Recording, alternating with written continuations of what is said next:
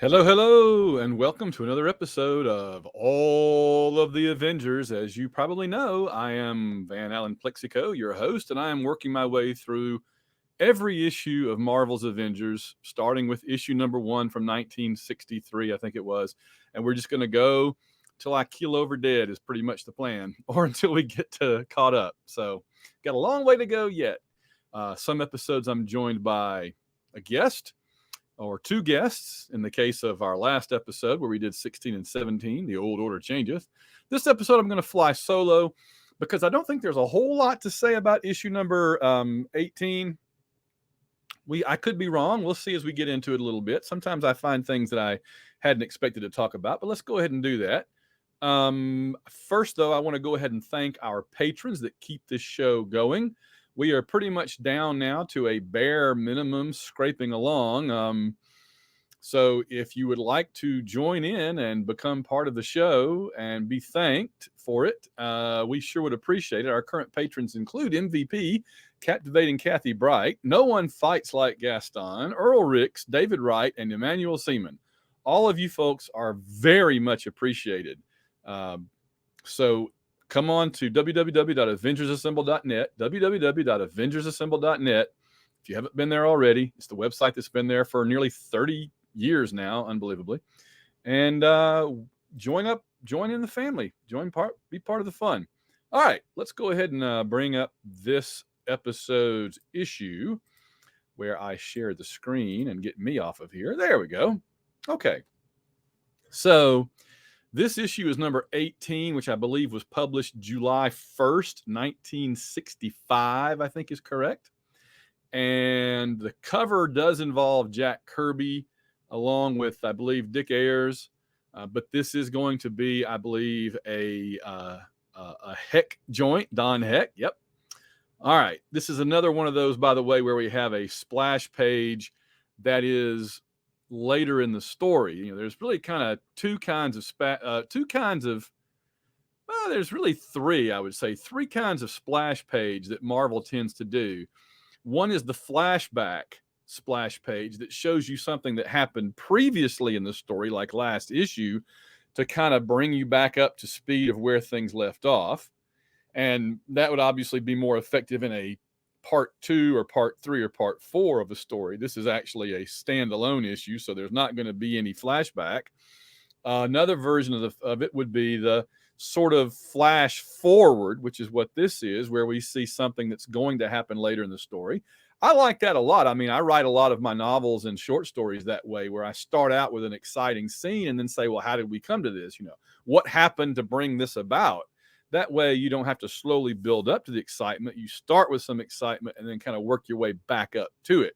So I don't disapprove of this approach at all. The third, I guess, type of splash page would be one that just picks up with where the story is at that moment. You know, like off the top of my head, my very first Avengers comic, 162, the splash page was Thor arriving at Avengers Mansion as they're bringing the bodies of the people that had allegedly been killed by Ultron out. That's not a flash forward. It's not a flashback. It's what's happening right there at the beginning of that issue. So 3 different ways of doing it. They've been kind of on a kick here lately, it seems like, of doing the here's something to come later in the episode, later in the issue. All right, so I'm going to go back to the cover for just a second. I find it interesting that, well, I said in our conversation in 16 and 17 last episode that they really did redo the cover box, I think, every single issue. They were redrawing that cover box every issue. I think later on when we get, like, you know, the John Byrne heads, they pretty much just swapped the heads in and out, but they didn't redraw them every single issue. There was no reason to do that. But for this one, you've got those 4: Captain America, Wanda in a purple headdress, and then there in the main picture as well, Quicksilver and Hawkeye.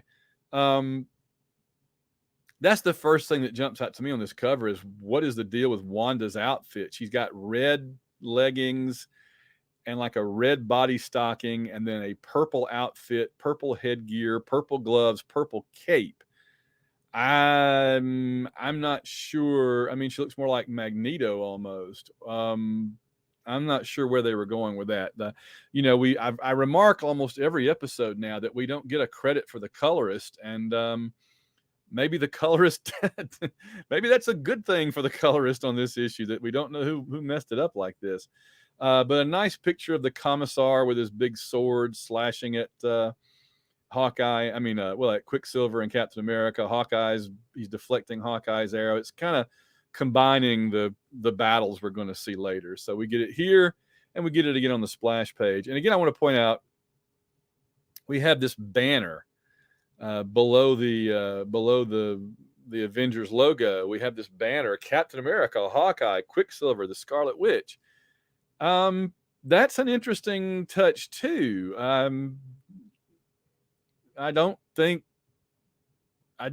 we had that last issue. Maybe I'm wrong. In fact, I'm going to check. I want to kind of take a look here. Let's look at 17. No, see, it was 4 against the Minotaur. And I'm going to look at 19, and we all know that that's going to be a spoiler for the Swordsman, which is coming up next time. No. So it's really just this issue, at least for a while, that they put all the names up there. Of course, we know that later on, as you get into like the Roy Thomas era, they have, Thor, Iron Man, Captain America, whatever, up at the top to kind of like advertise that's who's in this comic. And then lastly, I love the phrasing, "Lo, a nation trembles when the Commissar commands." I mean, don't turn around. I mean, because he's in town, right? But I love anytime that Stan can put something in an issue that sounds like it came out of the Bible or something, is always fun, right? Verily by my hand shall a villain perish, or something like that. I'm a sucker for those. Those are cool, And lo, a nation trembles when I guess he means the nation of Sin Kong. And we'll get to that in just a minute. All right, we got a little bit to go first. So Stan Lee, slyly written by Stan Lee, smoothly drawn by Don Heck, suavely inked by Dick Ayers, superbly lettered by Artie Simek, and of course, stoically read by you if you ever turn the page. How about spectronomically colored by whoever colored it? I don't know. His mission, his method is madness. This reminds me of like the mission, vision, and values that every institution I've ever worked for likes to brag about. His mission proved that the Reds are superior to freedom's champions. His method defeated American fighting team by any and all means. His madness, when selecting his foes, he dared to choose the Avengers. So yeah, not a smart move there, Commissar. All right, so we get into this issue bragging about how great Captain America is, and yet he sits alone in Avengers Mansion, the headquarters, it says. And I think this is interesting because this is very much the Captain America we see in some of the early Marvel movies, right? We see the Captain America that's still figuring out the things he's missed from being in the ice for how many ever years, and doesn't really have any friends much, and is just kind of like looking for work to consume his time so he doesn't just sit around dwelling on what little private life he has. Which, by the way, when I read that, it very much struck me as thinking about Captain Marvel. Marvel was like this. He was a hero with no actual private life for the most part. And only toward the end were they really putting an effort, Doug Munch basically putting an effort, and Pat Broderick putting in an effort to give him a life. The thing with Captain America is he already had a following. He's very popular. He could get by for now. And he did get by for a while with having no real life. But of course, sooner or later, they're going to start addressing that both in his own comic and in the Avengers. But for the moment, he thinks his only place to turn is Nick Fury. He's waiting for Nick Fury to answer the letter he sent requesting an appointment in Nick Fury's counterintelligence unit. I'm assuming that's S.H.I.E.L.D. I don't know. I mean, we know that S.H.I.E.L.D. existed because there's an ad for it in the back of this issue. But it must have just been in its early days. It wasn't out chasing Godzilla around with helicarriers and, all the other stuff that S.H.I.E.L.D. has done since then. So it was just kind of a spy agency, I guess, at this point. One thing to note is that we do see, I think that must be Jarvis, right? We see Jarvis, although he's still not, nobody calls him Jarvis yet. And he calls himself a frustrated anachronism to myself. A living symbol to millions, and yet a frustrated anachronism to myself. So that, to me, is one of the more interesting parts of the entire issue. He says, outside my window, the world passes by, a world in which I have still to find my rightful place, my own identity. I keep thinking, man, you were only gone like 15 years at this point.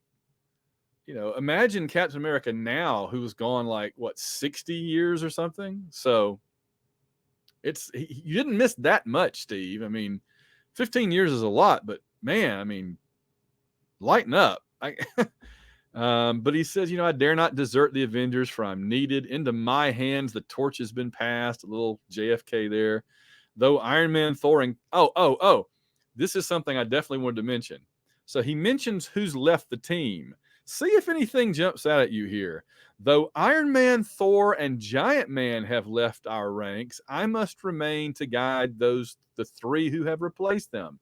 Yes, Steve, that's who's left. Iron Man, Thor, and Giant Man left. That's all. Nobody else left the team. Just Iron Man, Thor, and Giant Man.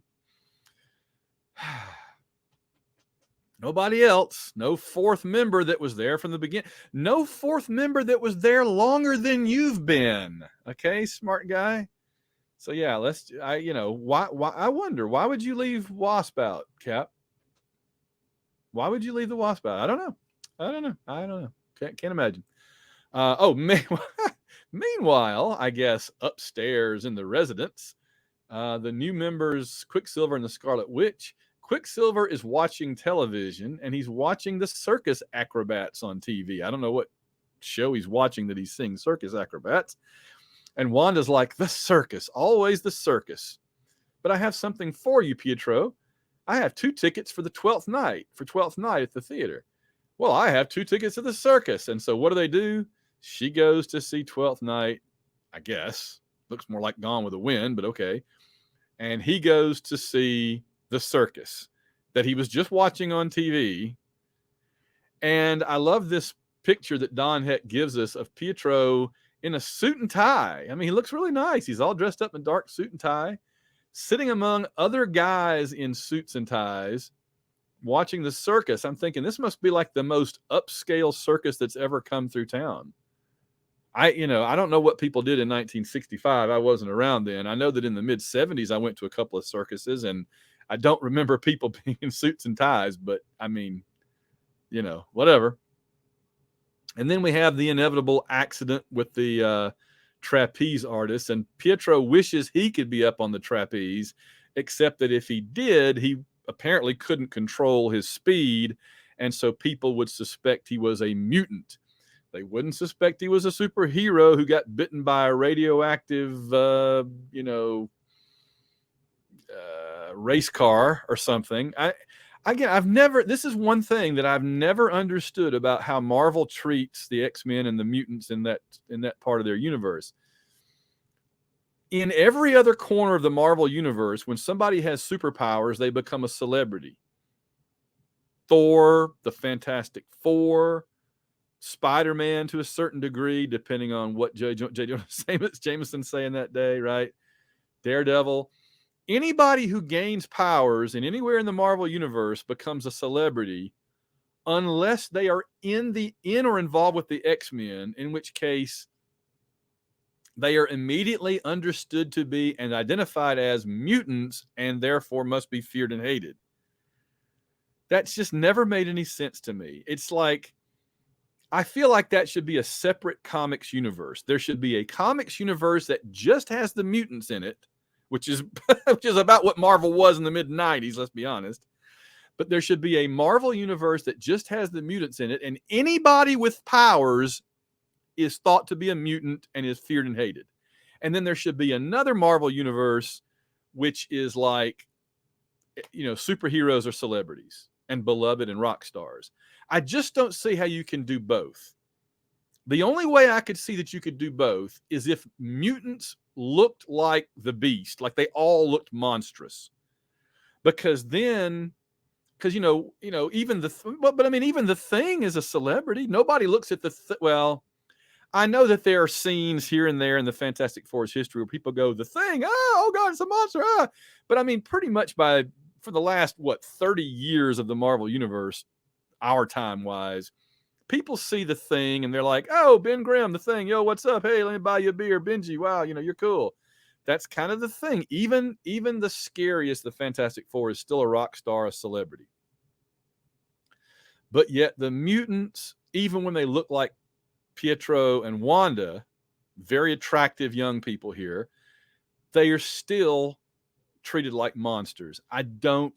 How is Ben Grimm a celebrity, a rock star, and Wanda and Pietro these shunned monsters? I've just never understood that. I think it's entirely contrived for the sake of the story, and that always bothers me in any medium. Okay, enough about that.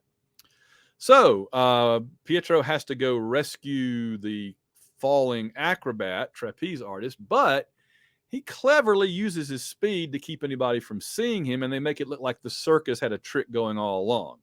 And he's very modest. He says, you are very fortunate, my friend. Ha ha ha. Meanwhile, Hawkeye is practicing with some kind of an arrow, which apparently makes safes fly up into the air.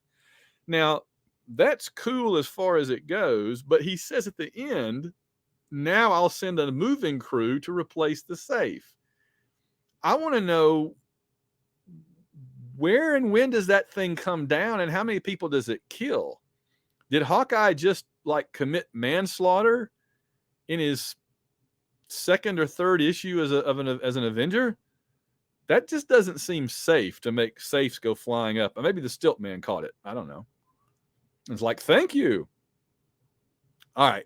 Now we get into the meat of the story and the far less interesting part. I think that the character stuff in the beginning of this issue on the first 4.5 pages were much more interesting than the actual story. That's not surprising for this era of the Avengers, but we'll see.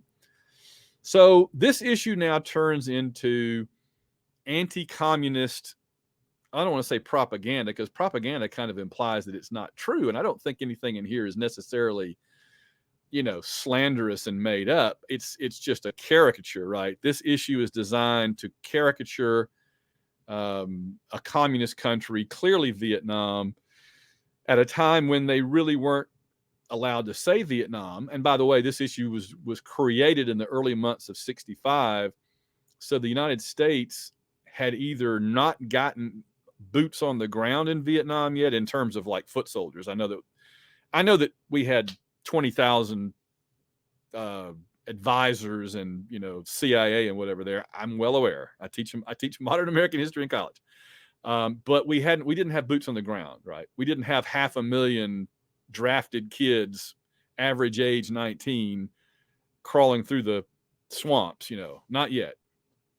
So this is kind of this is at a time when it was still, it was still the popular thing, even with young people, to kind of bag on the communists and on Vietnam. It wouldn't be very many years before Stan becomes kind of a little bit of a hippie and becomes a hero to the hippies. And he never goes full on, I don't think, anti-war, anti-Vietnam, not burning American flag or anything type. But I think Stan made it pretty clear halfway through the Vietnam War and beyond that, and maybe just because he was on college campuses all the time, he was giving speeches all the time to the kids. But the early mid '60s of Marvel, Stan was writing a lot of very anti-communist stuff. I don't think that's going to be the same in a few years, just because of how things go. But we'll see. We'll keep an eye on that. That's one of the trends that we can keep an eye on as we continue through this series, is how is Stan writing, and then I guess Roy, how are they writing toward what was happening in the Cold War and with the Vietnamese and Vietnam War and all that. So we'll keep an eye on that. I don't want to belabor it. I don't want this show to become about stuff like that. Not at all. But I think it is worth just kind of keeping an eye on how these comics portray stuff like that and how that portrayal changes over time as events in the real world change and they react to it in their writing and in his writing. So okay, so you're not paying your taxes on time. The state protects you from the imperialists, so you must pay the state. But you have taken everything. We can pay no more. Who spoke those treasonous words? So these guys are basically just your garden variety authoritarian thugs. And we have this big dude that reminds me of Tiny in the Dortmunder books. He shows how strong he is, throwing rocks and punching holes in the mountainside and then making everybody bow down to him while spouting out a bunch of communist propaganda. Okay. Meanwhile, Captain America gets a message from Radio Free Sin Kong. And that was the other thing I wanted to mention is the name of this country is Sin Kong. We don't see the Commissar or his little crowd again in Marvel Comics, but we do see Sin Kong again. It kind of becomes a stand-in for Vietnam. My understanding was they weren't really allowed to say, because of the comics code, they weren't really allowed to say Vietnam.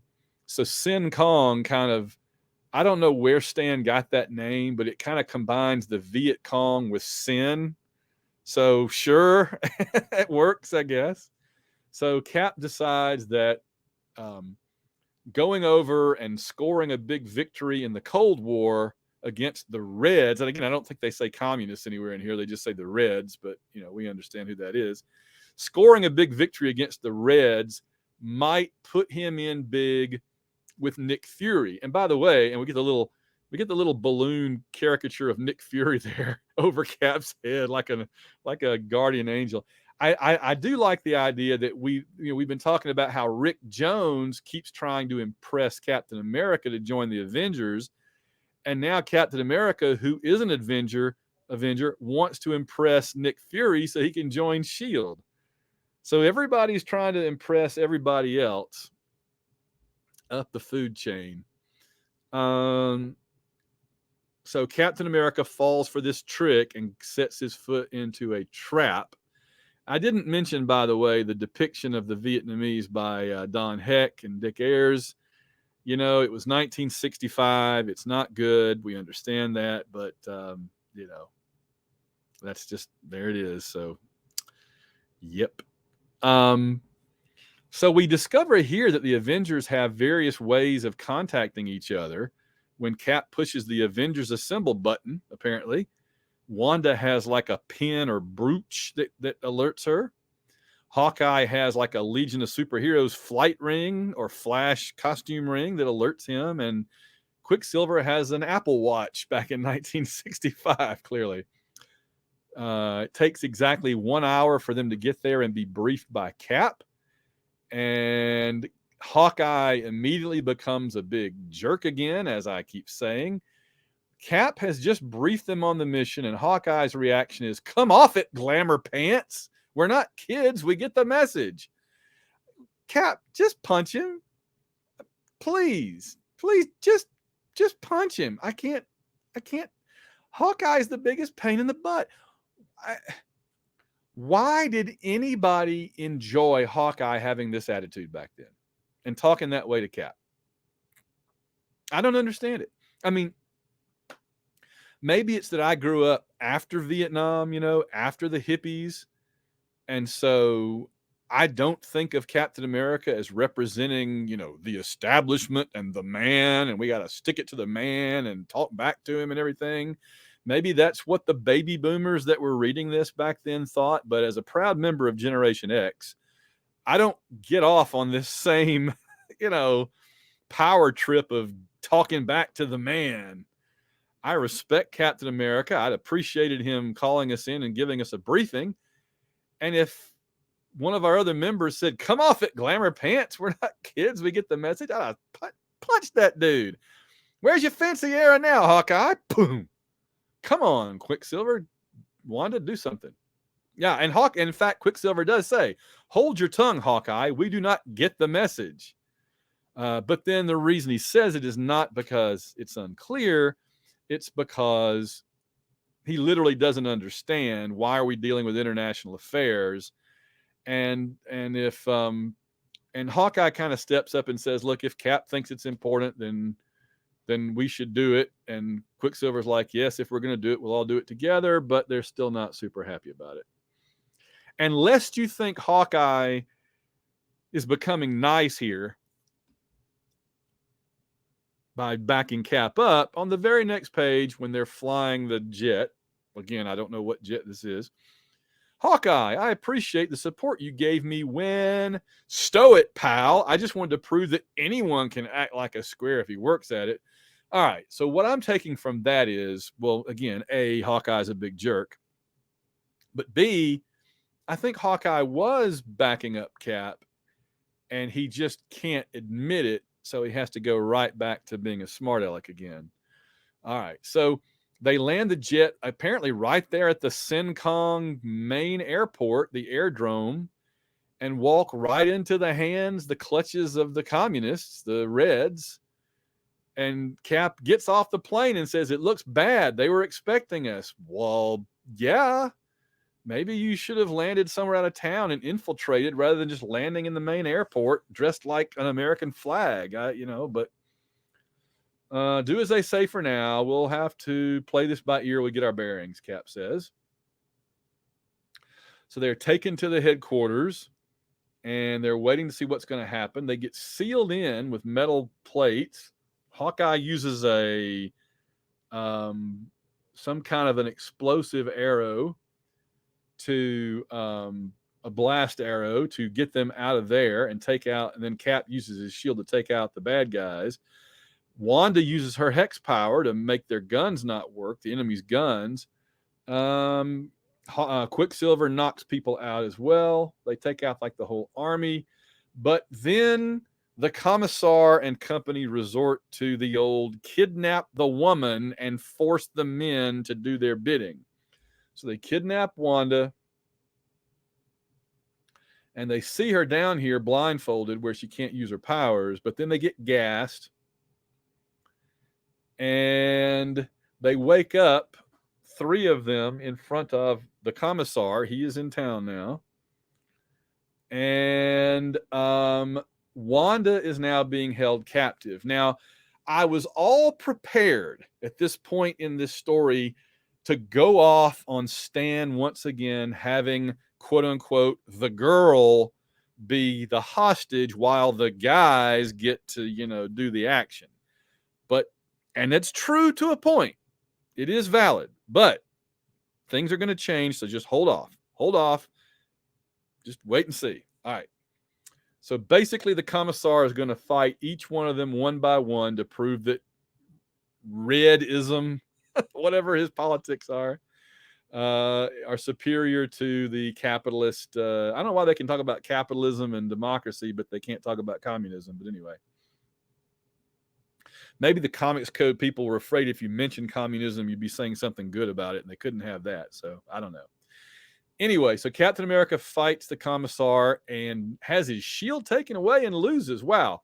We're still selling live monkeys that are guaranteed, live delivery guaranteed. I don't know what to think about that. So yeah, the Commissar beats Captain America, takes away his shield. Hawkeye comes in. His arrows aren't working right. He says, something's wrong. My arrows didn't have the right heft to them. There's only one answer. They were tampered with while we were unconscious. And then the Commissar pretty much takes Hawkeye out, leaves him on the floor. Quicksilver comes along. He tries a neat move of grabbing like a drapery and wrapping it around the Commissar. But the Commissar turns the tables and spins him around, knocks him out. At that point, Captain America wakes up and says, we've been fighting the wrong man. Now, I was like, what does that mean, the wrong man? Because I just couldn't quite figure out where they were going with that. Maybe there's another Commissar that's not as powerful or something. I didn't understand, but it does make sense before it's over. Oh, he does say communism. Look at that. He talk about the Reds most of the way, but have I not proven the superiority of communism? All right, well, I take everything back then. They are allowed to say communism. Good. I've beaten each of the Avengers. So apparently the Commissar has the same sense of the value of women in the Avengers that Captain America did when he didn't talk about the Wasp leaving. And Cap even says, there is still the girl. She too is an Avenger, or do you fear her power? The girl. So you wish to continue your humiliation. Set the female free. The Commissar fears no one. And Quicksilver goes bananas. But Cap goes over, of course, and tells her what to do.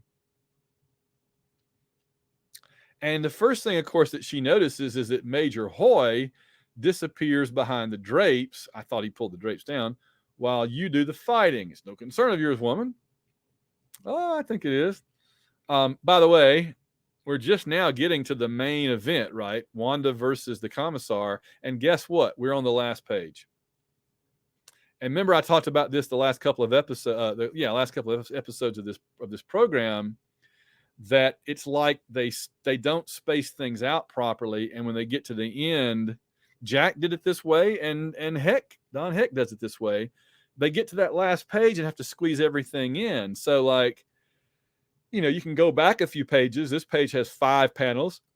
This page has 6 panels.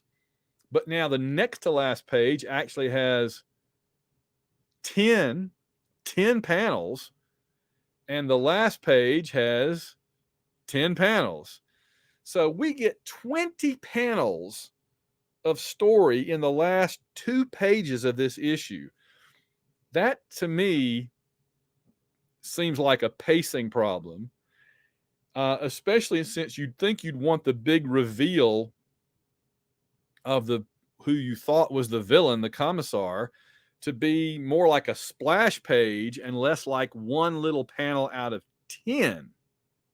And of course, one of those panels is divided into a box talking about teasing the next issue. So again, we can go all the way back here, and they do cram a lot of panels. We talked before about how, these comics back then, they took you a while to read because there's so much. I mean, look at this page. It's got 1, 2, 3, 4, 5, 6, 7, 8, 9. It looked like more than that, but there's increasingly more panels pretty much as we go along. So we get to the last page, and Wanda causes this machinery behind the curtain. So this is a Wizard of Oz type deal, to catch fire, burst into flames, and then the Commissar kind of self-destructs and turns out to be a robot, and that's how he was able to beat Captain America and Hawkeye and the others. So, this little guy back here, I must flee. My life will be forfeit when Peking learns that I have failed. Now, some of you may not know that Peking is what we used to call Beijing. There's different ways of transliterating Chinese characters into English. We used to use an English-based system that, like, for example, it called their big leader from the 70s Mao Zedong, Tsetung, Mao Zedong. But for the last 30 years or so, the Chinese have preferred the German method of transliterating Chinese. So all the H's and T's's become like Z's and like that. So, for example, instead of Mao Zedong, you get Mao Zedong, and instead of Peking, you get Beijing. So that's what happened. The Chinese didn't change the names of their people and their places. We just use a different grammatical transliteration system from Chinese characters into English. So anyway, this guy is worried that Peking will kill him, which I take it to mean that he's more aligned with the Chinese communists than with the Soviets. The Commissar collapses and springs a leak and falls apart. And the people of Sin Kong, y'all really got to get a better name for your country. Behold, the communists deceived us. The tyrant was merely a robot. They have freed us from the tyranny of the Commissar. I have a feeling, though, that Sin Kong will remain a communist state going forward, because I think it pops up again a few times as we go. But meanwhile, by exposing their deception, we have caused them to lose face. This is the worst fate that can befall them, right? Is losing face in an Asian society. At least Stan was kind of up on that. And then Cap in the next to last panel, he pulls out the flag and the Constitution and salutes.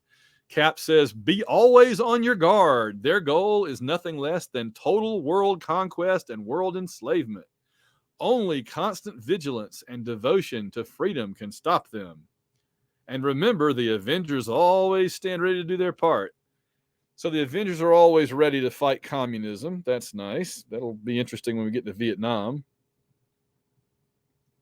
And then Hawkeye, and I give Hawkeye credit. This is one time he kind of did need to kind of pop Cap's balloon. He says, "Did you take lessons on how to be a cornball, or does it come natural?" Sorry, Hawkeye. I guess I got carried away by my own convictions. Yeah, okay. And then Wanda's like, "With convictions such as those, one has a right to be carried away." Well, and for you, Wanda, being an Eastern European minority to begin with, and then a mutant, you certainly have a right to admire, that kind of thing that you didn't grow up around. So I give you a pass on this. Hawkeye, not so much. And it looks like they're actually carrying Wanda away on a what do you call it?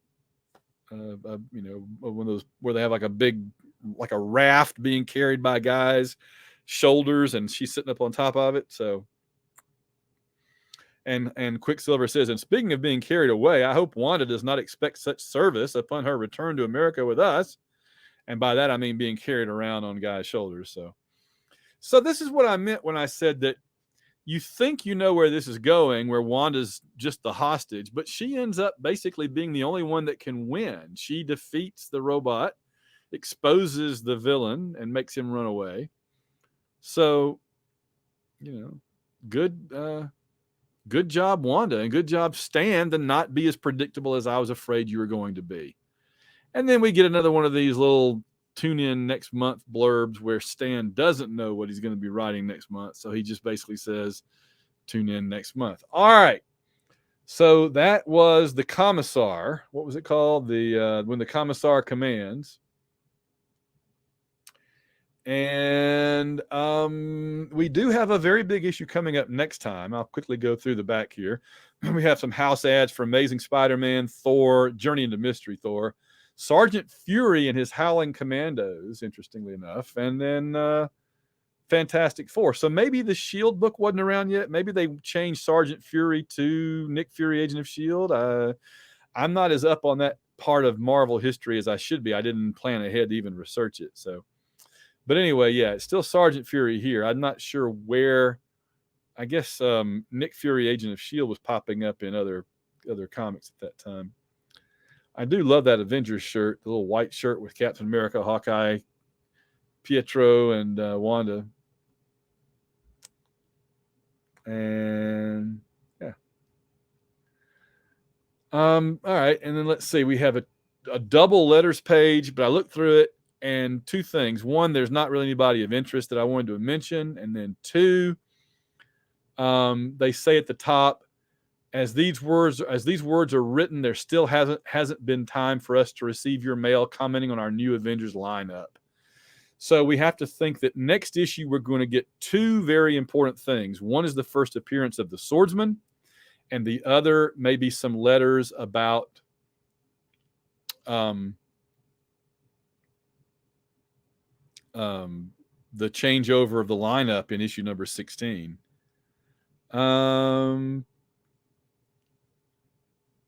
There is one letter I did want to mention here. Somebody pointed out that there's a goof of larger proportions. On page 8, the Wasp is in the same ship with Rick Jones, and then there she is without any explanation back with the other Avengers on page 14, first panel. I think we did kind of mention this on that episode. I don't remember specifically, but I think I mentioned it. All I guess is that Stan had planned to have her hitch a ride along with Rick to help him, and then forgot about it when the plot veered in another direction. Also, what's this stuff about layouts? Jack Kirby, does he do a rough pencil first or something? And who's Mickey DeMeo? His style seems pretty anonymous. Well, here's what they say in reply. Maybe this is Stan, maybe this is somebody else. First of all, Ted, you got us dead to rights. We got completely mixed up with where the Wasp should be as the story went on. And we received 1,000 letters like yours to let us know about our bonehead mistake. As for Jack Kirby's layouts, here's the scoop. Jack needs another pair of hands for all the strips we'd like him to do, but instead of giving him a break by taking a strip away completely, we try to have him make rough layouts for the next penciler so that the strip will still have that old Kirby magic no matter who does it. As for Mickey DeMeo, he's just another of our newer unsung heroes whom you'll be hearing more about in the months to come. We think he's a whiz of an inker, and we have a hunch you're going to agree. Okay, so that's good. And they say, we hope you like our Avengers t-shirt as much as we do. It took us weeks to get it just right, just the right design for it. We've had thousands of them made up, so don't think you'll make us angry by ordering all you want. Dazzling Donnie Heck wore his in the street the other day, and sure enough, a gorgeous chick came right over to him, and they ended up having dinner together. Okay, we confess it was Mrs. Heck. So that Avengers t-shirt I just mentioned on the previous page was actually sold directly by Marvel. They had a bunch of them printed up, and then with the new lineup on the front, interestingly enough, and had them sold. So, all right. I think that's going to get us to the end of Avengers number 18, When the Commissar Commands. And right now, the Commissar is commanding that I wrap this up. So thanks again to all of our patrons. Go to www.avengersassemble.net to become a patron and to see other stuff there, including other videos and reviews and articles. And I'll see you guys when we come back, maybe with a guest next time, I'm not sure, to talk about Avengers 19, which will be the Swordsman. That's a very momentous issue, of course. So, all right, Avengers Assemble, everybody.